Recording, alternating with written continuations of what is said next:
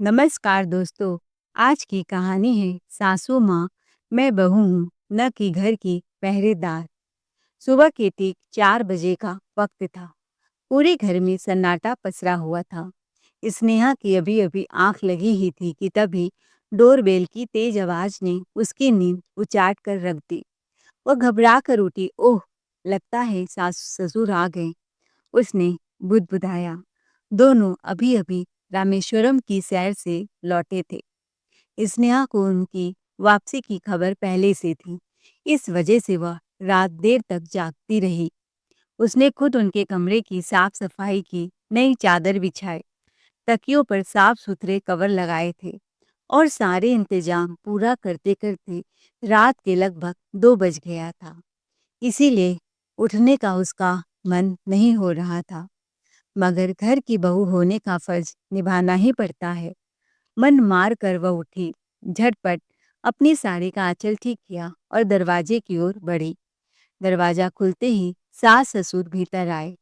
स्नेहा ने तुरंत झुककर उनके चरण छुए, मुस्कान चेहरे पर लाई और सामान अंदर रखवाया। उसका पति सुनील अभी तक सो रहा था। सासू माँ सरिता जी ने घर में कदम रखते ही तानों की बौछारें शुरू कर दिया। कब से दरवाजे पर खड़े थे, समय पर उठकर दरवाजा भी नहीं खोल सकती। पहले ही तो बताया था, घर आते आते 4 बज जाएंगे। कितनी आलसी हो गई हो। वो माँ जी, रात को देर से सोई ना, तो आंख लग गई, कहकर वह अपने कमरे में दोबारा सोने चली गई। अरे, कहाँ मर गई बहू, जरा जाकर गीजर तो ऑन कर दे। हे भगवान, आजकल की बहुएं से तो काम ही नहीं होता। दरवाजा खोलकर मैडम आराम करने चली गई, बिना गर्म पानी से नहाए बहू थकान नहीं उतरेगी। जा जल्दी से गीजर ऑन कर। स्नेहा ने झटपट गीजर ऑन किया, फिर वापस वो अपने कमरे में आकर सो गई। 5 बज गए थे सुबह के। तभी ससुर जी ने आवाज लगाया तो वह फिर उठ कर आई। बहू, जरा एक कड़क चाय बना दो, नहाने के बाद पी लूंगा, बहुत सिर में दर्द है। स्नेहा ने बिना देर किए पल्लू संभाला और सीधे रसोई की ओर भागी। थकी हुई आंखें पर चाल में वही जिम्मेदारी का बोझ। दूध और पानी मिलाकर उसने पतीले को गैस पर चढ़ाया। उसे बहुत नींद आ रही थी। लग रहा था जाकर बिस्तर पर सो ले कि इतने में पीछे से सासू माँ की आवाज फिर गूंजी। बहू, बैग में से गंदे कपड़े निकाल कर बाल्टी में डाल देना, तुम नहाते समय धो लेना। जी माँ जी, कहकर अपना काम जारी रखा। कुछ ही देर में रसोई से चाय की खुशबू उठी। सास ससुर ने नहाकर चाय पिया और आराम से अपने कमरे में जाकर लेट गए। लेकिन स्नेहा की घड़ी अब भी चल रही थी। सुबह के 6:30 बज चुके थे। 8 बजे सुनील को दफ्तर के लिए निकलना था। स्नेहा को टिफिन और नाश्ता सुनील के लिए दोनों बनाने थे। थकान उसके चेहरे पर साफ झलक रही थी। आंखें बार बार मुड़ने लगती। उसने सोचा 5 मिनट ही आंख मूंद कर सो जाती हूँ, पर अगले ही पल याद आया, अगर समय पर नाश्ता और टिफिन सुनील को नहीं मिला तो पूरा घर सर पर उठा लेंगे और ताना देंगे, करती क्या हो तुम घर में पूरा दिन। उल्टे पाव किचन में लौट गई। झटपट उसने नाश्ते की तैयारी शुरू की। तवे पर रखी पराठे की खुशबू पूरे घर में फैल गई। उधर सुनील नींद से जागते हुए कमरे से बाहर निकला। स्नेहा, जरा चाय दे दो, उसने उबती आवाज में कहा। स्नेहा ने तुरंत कप में चाय डालकर ट्रे में रखी। मुस्कुराने की कोशिश करते हुए बोली, लीजिए गरम गरम चाय, यह रही आपकी चाय और यह रही मेरी ग्रीन टी। स्नेहा सुस्ताते हुए ग्रीन टी पीने लगी। सुनील चाय का एक घुट पीते हुए कहा, सुनो स्नेहा, आज ऑफिस थोड़ा और जल्दी जाना है। ऑफिस में जरूरी मीटिंग है, इसीलिए फटाफट टिफिन भी तैयार कर दो। स्नेहा ने चाय का कप ऐसे ही रख दिया। जल्दी से सब्जी, रोटी, सलाद, चावल सब पैक किया और फिर आवाज लगाई, सुनील, नाश्ता टेबल पर रख दिया है, जल्दी खा लीजिए, नहीं तो देर हो जाएगी। सुनील ने फटाफट नाश्ता किया और माँ पिता का हाल चाल लेकर जल्दी जल्दी तैयार होकर ऑफिस निकल गया। स्नेहा ने दीवार पर टंगी घड़ी देखी। सुबह के ठीक 8 बज चुके थे। घर में अब भी सन्नाटा था, पर मुन्नी अभी सो रही थी। उसकी 2 साल की बच्ची स्नेहा जानती थी, जैसे ही मुन्नी उठेगी घर फिर से शोर से भर जाएगा। फिर उसे एक पल की भी फुर्सत नहीं मिलेगी। इसीलिए उसने सोचा, जब तक मुन्नी सो रही है कुछ और काम निपटा लूं। वह फिर से रसोई में लौट आई। झटपट सास ससुर के लिए लौकी की सब्जी, वेजिटेबल रायता बना लिया। हर काम बड़ी रफ्तार से कर रही थी। कुछ देर बाद जब आखिरकार सब काम निपटा तो उसने गहरी सांस ली, जैसे कोई जंग जीत लिया हो।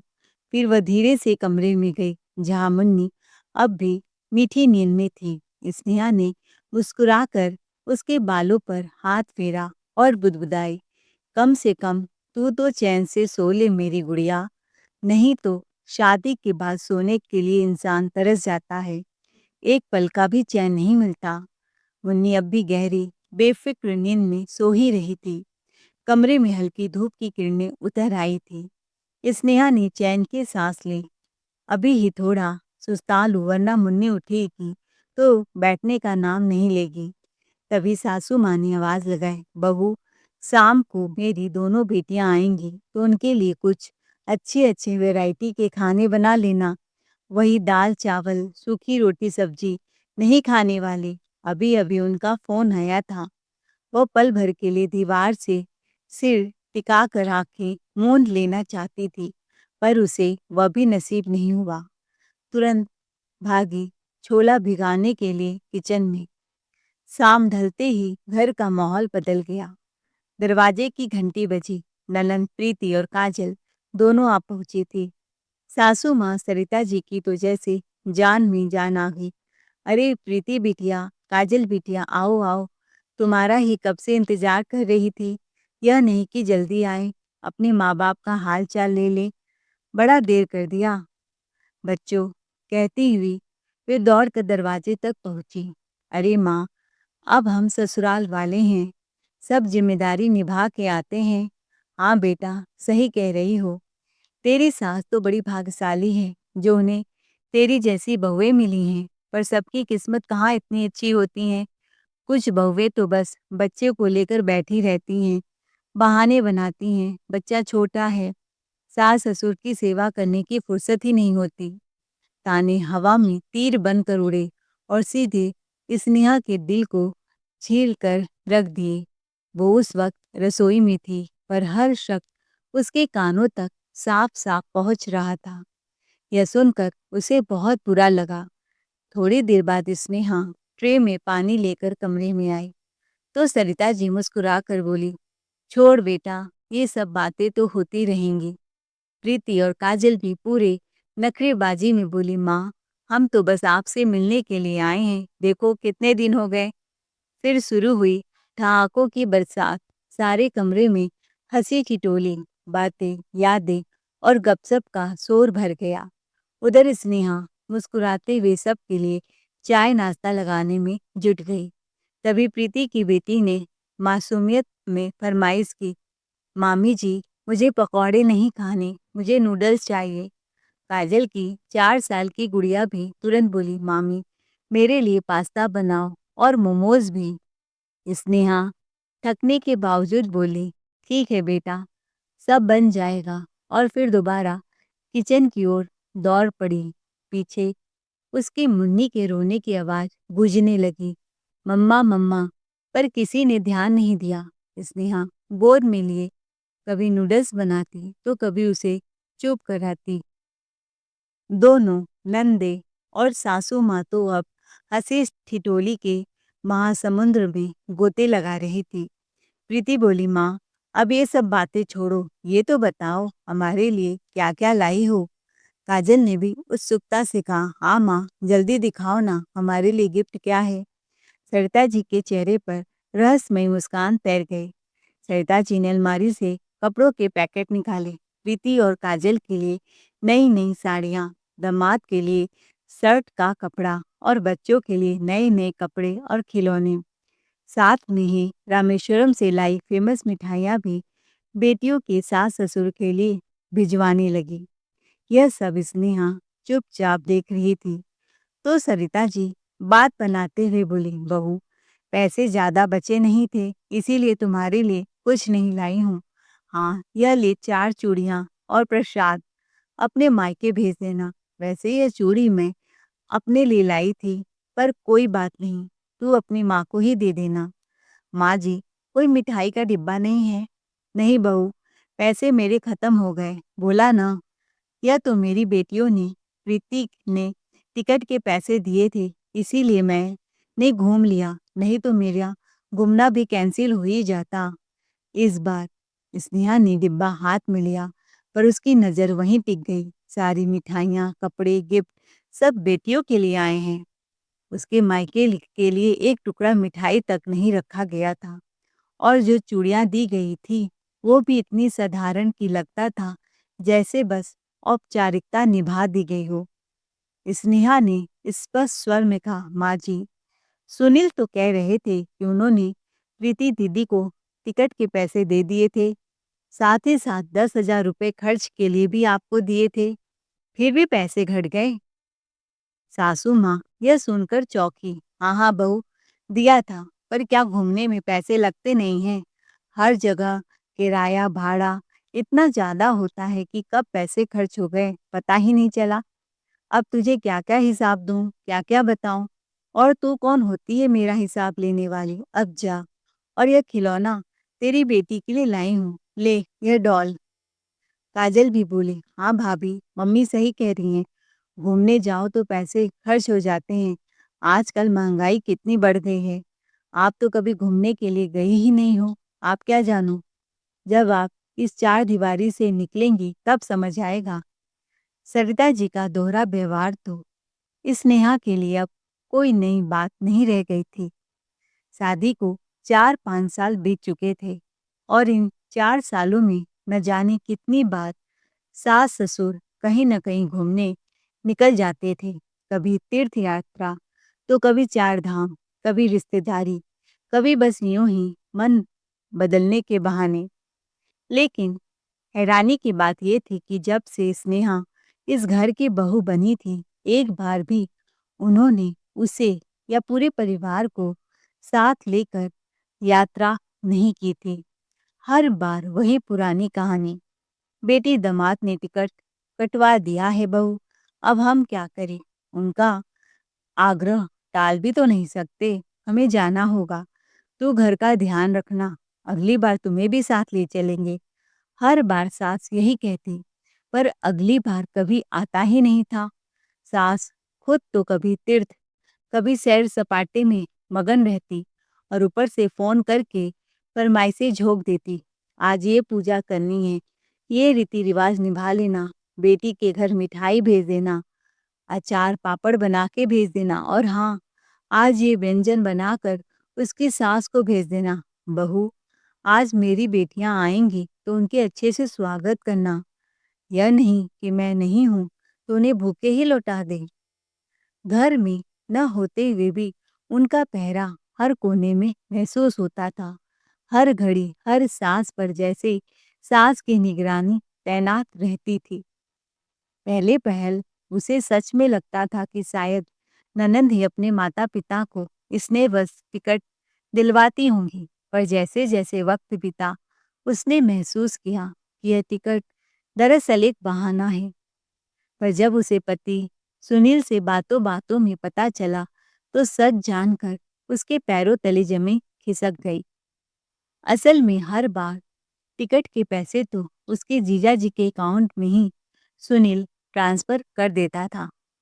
मतलब सास था, सास और बेटी मिलकर स्नेहा को घर की चौकीदारी में लगाए रखती थी और खुद सैर सपाटा कर जिंदगी के मजे लूटती थी। ऊपर से जब लौटती तो नजारा देखने लायक होता। बड़ी बड़ी पेटियां, भरे हुए गिफ्ट्स। सरिता जी कहती, अब दामाद जी टिकट के पैसे देते हैं तो उनके लिए कुछ अच्छा तो लाना ही पड़ता है ना बहू। स्नेहा सब समझती थी पर चुप रहती थी, क्योंकि उसकी चुप्पी में अब भी उम्मीद बची थी कि शायद कभी उसकी भी घूमने की बारी आएगी। काजल तंज कसते हुए बोली, भाभी ये क्या खड़ी खड़ी सोच रही हो? चलिए अब जल्दी से गरम गरम चाय ला कर दो। सरिता जी बोली, अरे बहू देखो, मैं यात्रा करके लौटी हूँ, अब बुढ़ापा है, शरीर में थकान हो ही जाती है, थोड़ा गरम तेल ले आओ, पैरों की मालिश करो, जाओ जल्दी। स्नेहा बोली, जी मम्मी जी, मैं पहले मुन्नी को खिला देती हूँ, बच्ची है, भूख लगी होगी। देख मुन्नी खेलते खेलते सो गई है। सासू माँ तिरस्कार भरे लहजे में बोली, मुन्नी को खिलाने बैठ जाओगी तो घर का काम कौन करेगा? पहले हमारे काम पूरे करो। भाभी फिर अपनी बेटी को लेकर बैठना। रीति चुपता हुआ ताना मारती हुए बोली, माँ तुम सच कह रही हो, भाभी तो बस बच्चों के बहाने बैठना ही पसंद करती हैं। हमारे घर में ऐसा कभी नहीं होता। मैं अपनी सास के सामने एक भी काम अधूरा नहीं छोड़ती और ननंद को पलट कर जवाब भी नहीं देती हूँ। यह सब सुनकर स्नेहा के तन बदन में आग लग गई।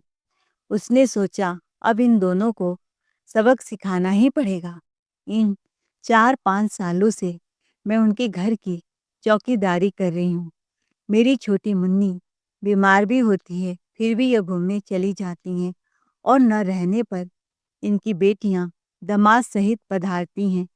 सारा घर का भार मेरे कंधों पर अकेले आ जाता है। खाना बनाना, इनकी बेटियों की खातिरदारी करना, और ये लोग कभी मुझसे खुश नहीं रहती। अब वक्त आ गया है, इन्हें असली मजा चखाऊंगी। रात को जब सुनील अपने कमरे में आया, स्नेहा ने कहा, सुनील हमारी शादी को 5 साल होने वाले हैं। 1 हफ्ते बाद हमारी एनिवर्सरी है, तो क्या हम कहीं घूमने चल सकते हैं? और तुम्हारी ऑफिस की छुट्टी भी 4 दिन की होने वाली है।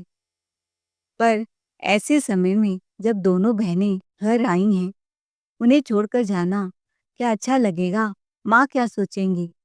सुनील बोला, अरे माँ की हमेशा सोचोगे तो बीबी की कब सोचोगे? इस बार कहीं घूमने चलते हैं ना? ठीक है, लेकिन पहले मम्मी पापा और दीदी जीजा से पूछ लो, कहीं वो भी साथ चलना चाहे तो। स्नेहा तुनक कर बोली, तुम कैसी बातें कर रहे हो सुनील? मम्मी पापा दीदी जीजा हर बार बीच में उन लोगों को क्यों ले आते हो? क्या हमारा अपना खुद का जिंदगी नहीं है? हम अकेले एक दूसरे के साथ समय नहीं बिता सकते? हर समय परिवार को ले जाना जरूरी है? अरे अभी तो माँ बाबूजी तीर्थ यात्रा से घूम कर आए हैं और दीदी भी 1 महीने पहले अपने जन्मदिन पर हांगकांग की सैर करके आई हैं। तब तो किसी ने हमें साथ चलने को नहीं कहा था। अब जब हमारी बारी आई है, तो क्या हमें ही हर बार किसी की अनुमति लेनी पड़ेगी? और वैसे भी ये हमारा दिन है, हमारी शादी की 5वीं सालगिरह। हम दोनों और हमारी मुन्नी, बस इतने ही लोग काफी हैं इस यात्रा के लिए। तुम ठीक कहती हो स्नेहा, चलो मैं अभी टिकट बुक करवा देता हूँ। तुम रहने दो, मैं ही ट्रैवल एजेंसी को फ़ोन करके टिकट बुक करवा लेती हूँ। ऑनलाइन टिकट बुकिंग हो जाती है।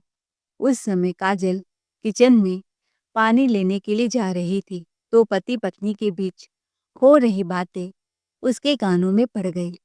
दूसरे दिन सुबह जब सुनील ऑफिस चला गया, तो काजल स्नेहा के कमरे में आई। क्यों भाभी, कहाँ जाने की प्लानिंग हो रही है? वो दीदी वो दीदी 1 हफ्ते बाद हमारी एनिवर्सरी है ना, तो हम लोग घूमने का प्लानिंग कर रहे हैं। वाओ! तब तो मज़ा आएगा, क्योंकि मेरी भी एनिवर्सरी आ रही है। मेरा एनिवर्सरी और भैया का एनिवर्सरी तो एक ही दिन पड़ता है ना, और मेरे बच्चों की छुट्टियां भी हैं। हम सब साथ में चलेंगे, मज़े करेंगे। नहीं दीदी, इस बार मैं और मेरे पति और मुन्नी ने ही जाने का फैसला किया है, अकेले, परिवार के साथ नहीं। इतना सुनना ही था कि काजल भड़क गई। भाभी, तुमने तो अपना रंग दिखा ही दिया। शादी के 4-5 साल हुए नहीं कि अपनी असली औकात में आ गई। अरे भाभी, एक बार समझदारी दिखा दिया होता। माँ बाबूजी को घर में अकेला छोड़कर तुम लोग मौज मस्ती करने जा रहे हो। क्या यह शोभा देता है बहू को? उनकी उम्र देखी है, वो अकेले रहेंगे घर में। स्नेहा बोली, दीदी शोभा की बात कर रही हैं ना, तो जरा याद कीजिए कुछ ही महीने पहले जब आप अपने जन्मदिन पर हांगकांग घूमने गई थी, तब आपके घर की चौकीदारी कौन कर रहा था?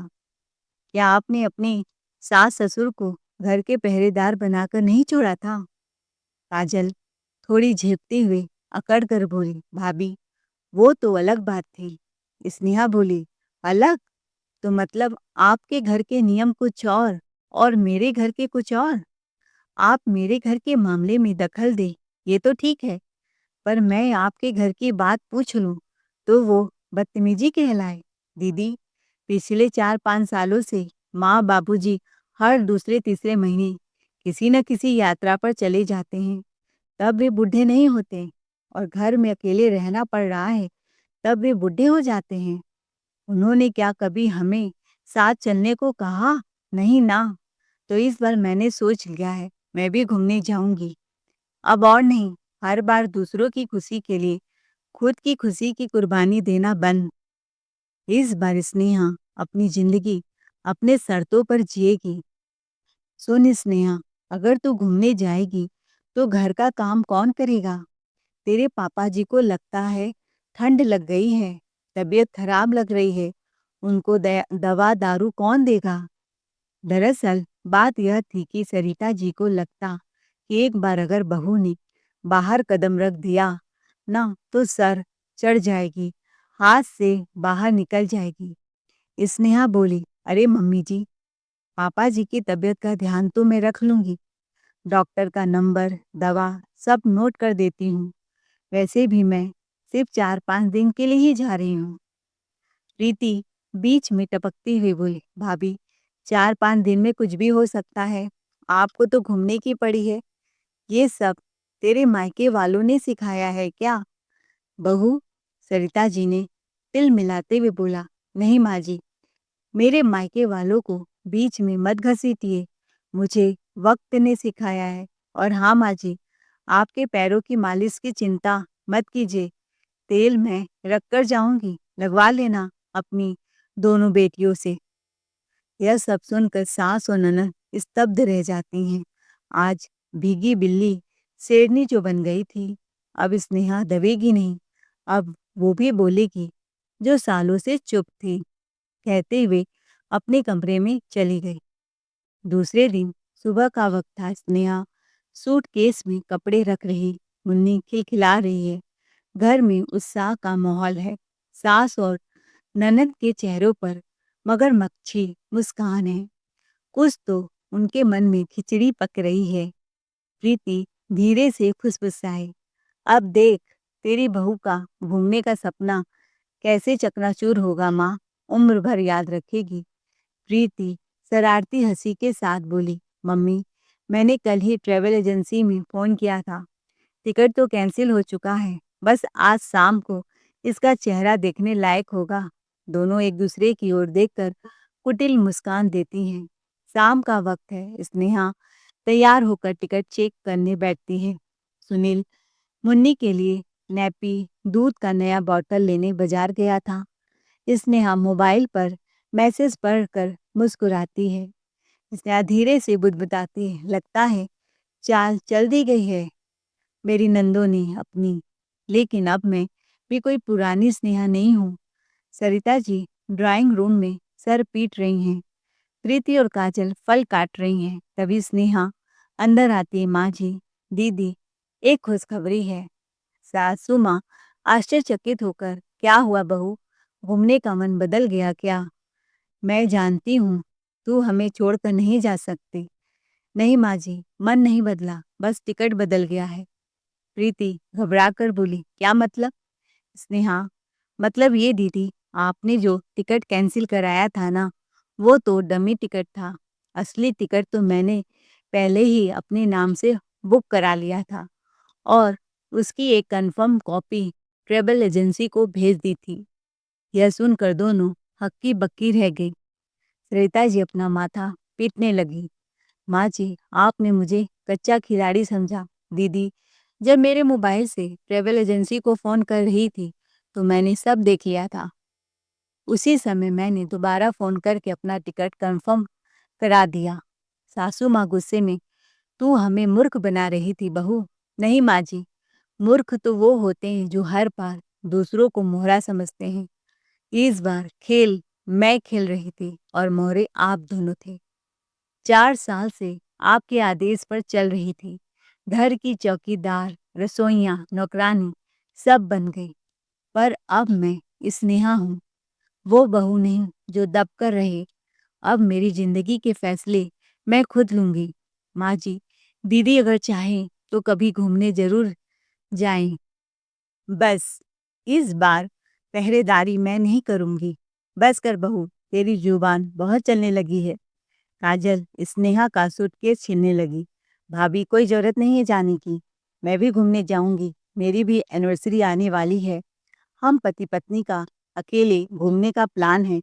तुम घर संभालो और मेरे बच्चों को भी उनकी गंदगी साफ करना, नैपी बदलना, समय समय पर दलिया, सूप, जूस बना कर देना। अगर तुम नहीं देखभाल करोगी तो कौन करेगा? इस बार मैंने यही सोचा था, पर तुमने तो मेरे प्लान में पानी ही फेर दिया। तुम घूमने जाने लगे। जाओ किचन संभालो। वाह दीदी, तुम जीजा जी के साथ घूमने जाओ, मटर गश्ती करो और मैं तुम्हारे बच्चों की आया बनकर उनका ध्यान रखूं। पहले तो पहरेदार बनाया, अब मुझे आया भी बना रही हो। इतना कहकर स्नेहा का गला भर आता है। तभी दरवाजा जोर से खुलता है। सुनील अंदर आता है। उसके चेहरे पर पहली बार गुस्से की आग दिखती है। सुनील चिल्लाते हुए बोला, बस अब एक शब्द भी नहीं माँ। दीदी, अब बहुत हो गया। मैं सब देखता हूँ, सुन रहा हूँ, लेकिन सोचा चुप रहूं, जो घर में ताकि घर में शांति बनी रहे। पर आज पानी सिर से ऊपर जा चुका है। एक एक शब्द जैसे तीर की तरह निकलता है। सब सन्न रह गए। सुनील आगे बढ़ते हुए बोला, स्नेहा सिर्फ इस घर की बहू नहीं है, वो इस घर की इज्जत है। अब से उसकी हर बात, हर इच्छा का वही मान होगा जो आप सबकी बातों का होता है। माँ और दीदी नीचे नजरें झुका लेती हैं। सुनील और सख्त स्वर में बोला, अगर आज किसी ने स्नेहा को घूमने जाने से रोका तो याद रखना, अब इस घर में कोई भी कहीं नहीं जाएगा। माँ, आपने हर बार घूमने का मजा लिया, कभी सोचा स्नेहा ने कब अपना वक्त जिया? और दीदी, आपके बच्चे आपकी जिम्मेदारी हैं। भाभी, आपकी आया नहीं, आपने बच्चा पैदा किया है, अब खुद संभालिए। भाभी का नाम सेवा नहीं स्नेहा है, और वो भी हंसना, जीना, घूमना जानती है। और अपने ससुराल में शांति से रहो, जियो और जीने दो हमें भी। भाभी भी घर की नौकरानी नहीं, उसे भी खुलकर हंसने, जीने और घूमने का मन होता है। वह भी इंसान है, न कि किचन में और घर की चारदीवारी में पैक होने वाली कोई गिफ्ट। किसी भी बहू को केवल घर की जिम्मेदारी का बोझ नहीं, बल्कि इज्जत और अपनापन भी मिलना चाहिए। कहते हुए सुनील ने सूटकेस उठाया, नन्ही मुन्नी को प्यार से गोद में लिया और पत्नी का हाथ थामे आत्मविश्वास से दरवाजे की ओर बढ़ गया। सरिता जी और दोनों नंदे बस हैरानी और पछतावे से भरी निगाहों से उन्हें जाते हुए देखती रह गई। स्नेहा के चेहरे पर शांत सी मुस्कान थी, जीत की नहीं, इज्जत पाने की मुस्कान। दोस्तों, आपको हमारी आज की कहानी कैसी लगी? कमेंट करके जरूर बताएं। कहानी अच्छी लगी हो तो चैनल को लाइक, शेयर, सब्सक्राइब जरूर करें। Thanks for watching ARK voice.